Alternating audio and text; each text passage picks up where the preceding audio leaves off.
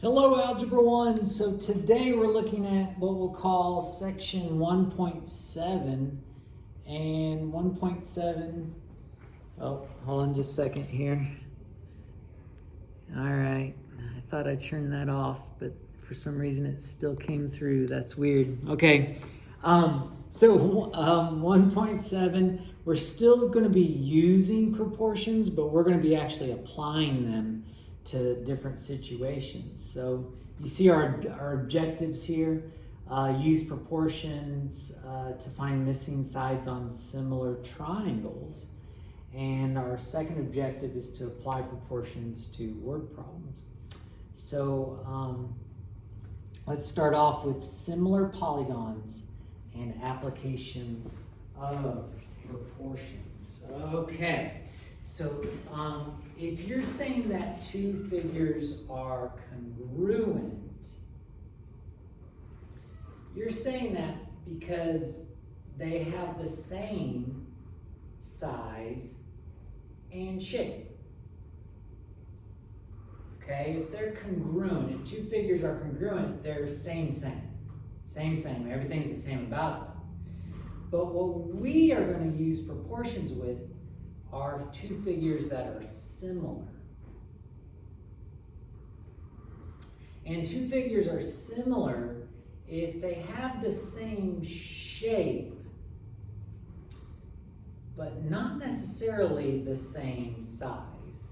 And I would take a step further and say they don't have the same size. So they have the same shape, but not the same size. So there's a few examples of this. If you're into toy cars when you were a kid, like I was, a toy car looks like a car, doesn't it? But it's not the same size. It's not the same size, but it is the same shape. So the relationship between the sides and everything are the same as what a real car would be. That's why it looks like a car. Well, we can do shapes that are more basic, like triangles, and have that same idea. The triangles are going to look the same, but they're going to be a different size. So one thing to keep in mind is all angles and sides have a relative position, and they're called corresponding parts. So on our car example, the front left wheel is corresponding with the front left wheel of a real car. Okay, so those are corresponding parts. Well, on this triangle here, we are given a similarity statement, and these similarity statements are pretty awesome. They tell us lots of things. This is saying that triangle ABC is similar to triangle DEF. Now, what's awesome about it is, as soon as they give us a statement like this, we know that angle A matches with angle D. It corresponds with angle D. B corresponds with E, and C corresponds with F. Let's go ahead and write that down. So angle A corresponds with angle D. That's one corresponding angle, set of corresponding angles. Angle B corresponds with angle E. And angle C corresponds with angle F. So I'm just kind of circling them. So they correspond. Now it turns out to have the same shape. These angles are actually going to be equal, which is kind of interesting. Even though they're not the same size, the angles are all going to have to correspond exactly. They're going to be equal. But the corresponding sides don't have to be equal. They're going to be proportional. Okay, they're going to be proportional. But still, we can talk about the corresponding sides. So the sides you can actually get from this similarity statement as well. So AB is right here. AB in the similarity statement matches up with DE. And that kind of makes sense the way the pictures are oriented. So AB And the way you do it is you go segment AB. It matches up with segment DE.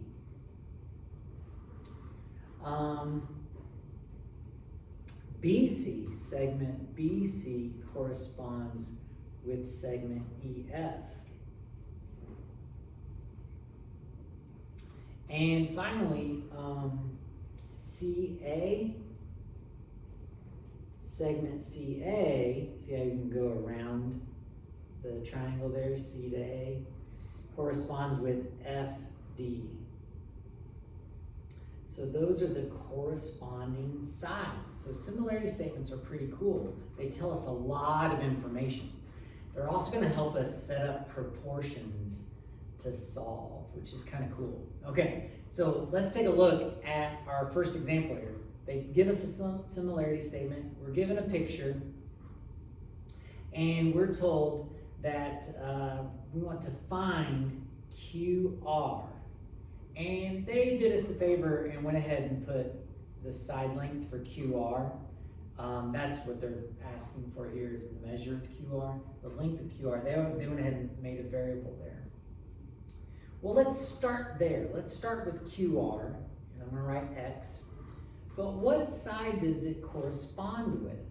Well, you can look up here at the similarity statement. QR corresponds with JK.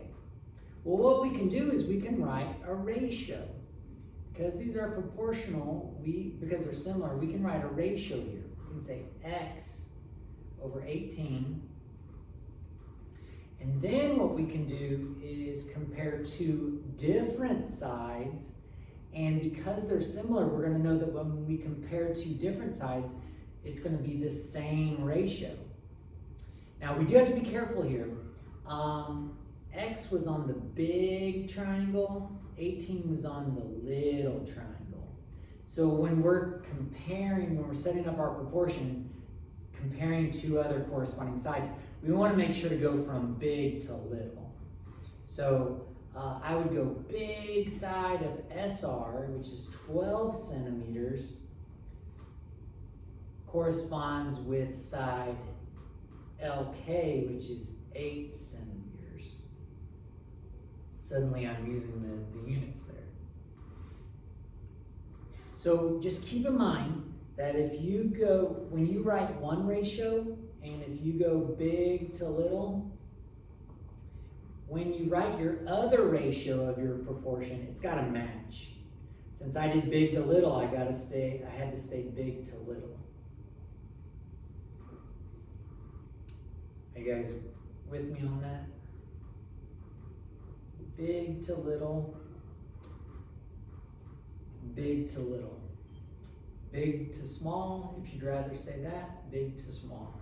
Make sure that you are doing those in the proper order there. And from there, ladies and gentlemen, to find the measure of X, you can multiply by both denominators. And the way we set it up, you could just multiply by 18 on both sides. Some of you may know how to get the answer without doing any algebra, and that's okay too. But I'm going to go ahead and multiply by both denominators because I know that will always work.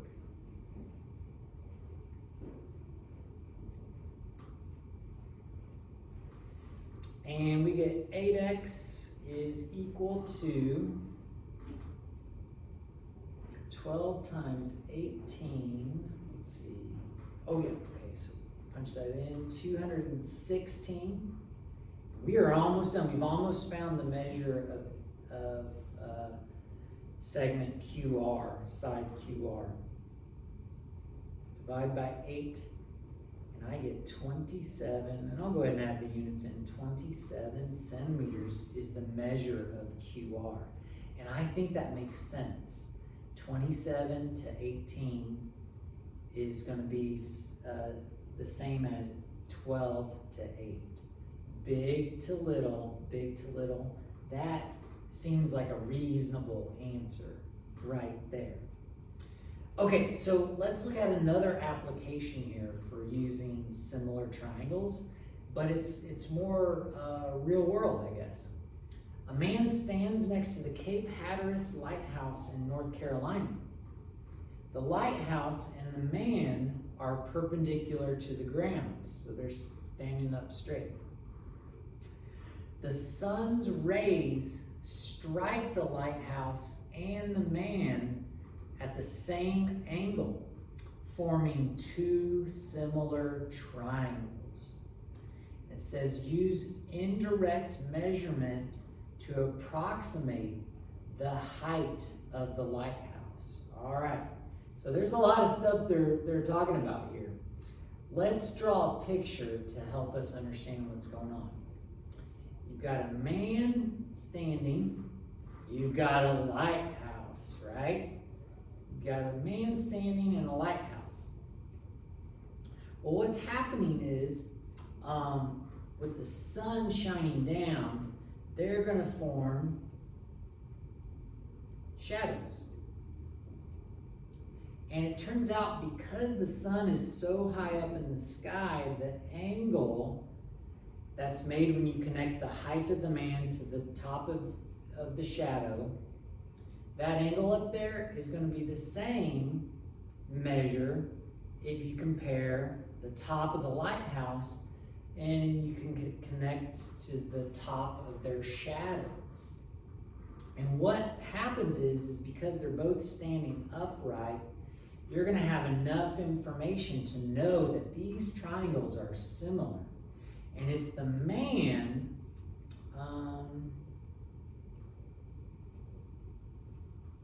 we're kind of missing some information here, aren't we? I'm just now noticing. Yeah, all right, so we're missing some information. I'm gonna have to tell you some stuff. Well, first thing, aren't we trying to find the height of the lighthouse? So we're gonna make that X. We don't know the height of the lighthouse. I'm gonna tell you that the dude, the guy that's standing near the lighthouse, he's 6 foot tall. We can also, if we got a long enough tape measure, we can measure the shadow of the guy, which is easy enough. And it's going to be 4 feet. The shadow's 4 feet. The shadow of the lighthouse we can measure because we got a long tape measure here. And we find out that it's 20 feet. The shadow. Well, knowing that those bits of information, even though we can't actually measure the height of the lighthouse, we can use a proportion to help us solve it. So the height of the lighthouse is going to be is going to correspond with the height of the man. So I'm going to go X over 6, and that ratio is going to be equal to the ratio of the shadows. So the shadow of the lighthouse compared to the shadow of the man. And from there, we can multiply by both denominators and be done. And solve for the height of the lighthouse, which is kind of cool.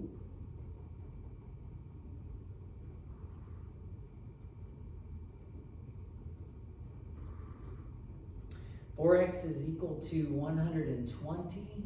Divide by 4, and we find out that the lighthouse is 30 feet tall, which is pretty cool.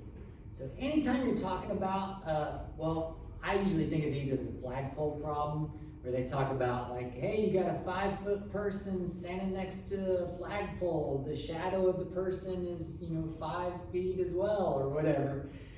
The shadow of the flagpole is this much. How tall is the flagpole? Well, to do those types of problems, you're going to write a proportion. You just got to make sure to have corresponding sides match up.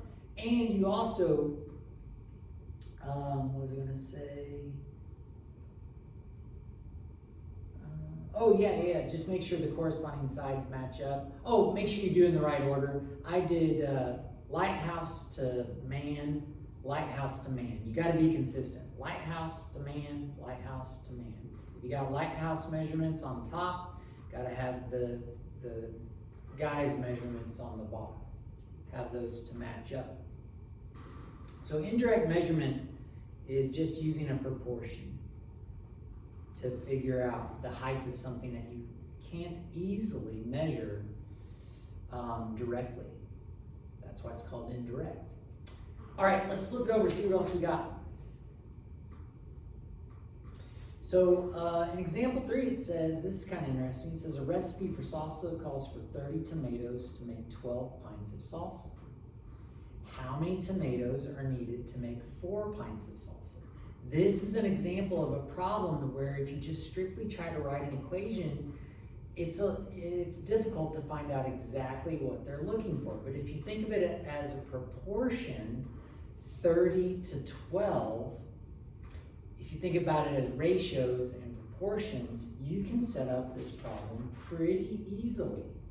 So I'm seeing a ratio here, 30 tomatoes to 12 pints. And that ratio is going to be equal to the ratio formed by 4 pints and an unknown amount of tomatoes. So tomatoes to pints, tomato to pints, that ratio needs to be consistent. And we can write a proportion of that. So we want to know how many tomatoes, right there. How many tomatoes are we going to need? So from there, you can multiply by both denominators and be on your way here pretty quick. My T and my P was just labels, so I don't need to treat those as variables or anything like that. But if we multiply by 12 here, we get 4 times 30, which is 120. Over here, the 4's divide out. X times 12 is 12x.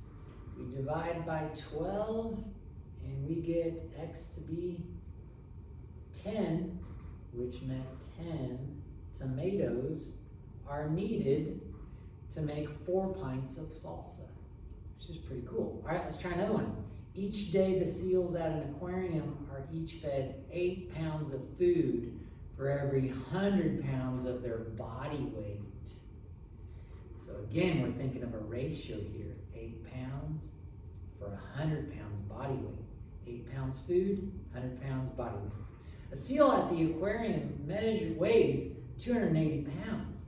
How much food should the seal be fed? Well, let's write a ratio. We've got 8 pounds food to 100 pounds body weight.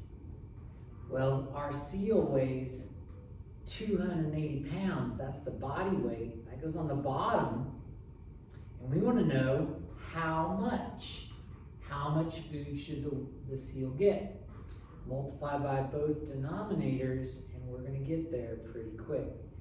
Now again, class, there's multiple ways to solve these. Multiple ways.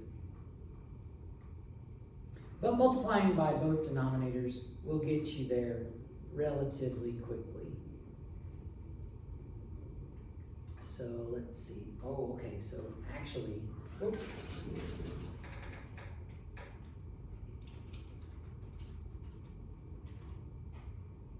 I'm gonna grab my calculator real quick. So 280 times 8.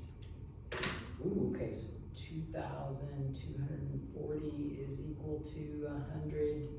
X divide by 100. And I get that 280 pound seal is going to eat 22.4 pounds of food. Not bad. Okay, so the one last thing we need to talk about is a scale. So a scale model or scale factor relates the dimensions and the actual dimensions. So what they're getting at is, on maps, you often have a key there that says 1 inch is 150 miles, or 1 centimeter is 250 kilometers. Well, that's a ratio, and we can use that ratio to find some actual lengths here. So in example 5, it says the the model at the store is 1 foot for every 600 feet in reality. Said a completed model of the Queen Elizabeth II is 1.6 feet long. Estimate the actual length of the Queen Elizabeth II. Well, write your ratio, 1 to 600. That's the model to the real boat, right? The real boat, the boat, that's going to be equal to 1.6 on the model to the real boat. Multiply by both denominators. I gotta hurry, the bell's about to ring. Multiply by both denominators. And you're gonna get x is equal to 1.6 times 600 is 960, and it was feet that we were talking about. So the real boat was 960 feet long. All right, so you got some practice right on time. Have a good day.